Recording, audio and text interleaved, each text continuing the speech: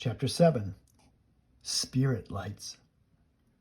"Jack, you can get up now," said Annie. Jack opened his eyes.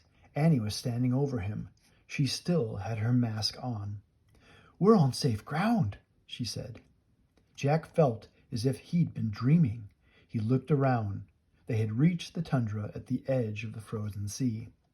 The cubs were romping in the distance, but their mother was sitting nearby, gazing at Jack and Annie.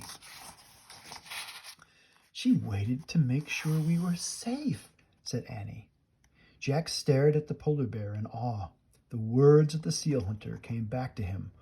"Always thank the animal spirits." "We should thank the polar bear spirit now," he said. "Of course," said Annie. Jack scrambled to his feet, still wearing his bear mask.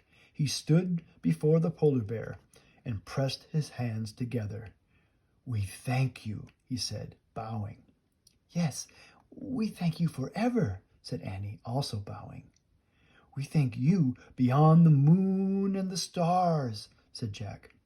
"And beyond the deepest sea," Annie added. Then she threw out her arms and twirled around. Jack did the same. They both danced around in the snow, honoring the bear.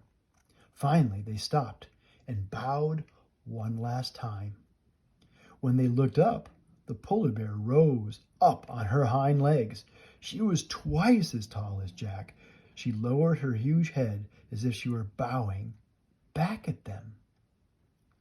At that moment, the sky exploded. The night became a giant swirl of red, green, and purple lights. It looked like a genie coming out of a magic lamp. The sight took Jack's breath away. He stared in wonder as the dazzling lights lit the tundra. Is it the spirit of the polar bear?" Annie asked in a hushed voice. As far as Jack could see, the sky and snow shimmered.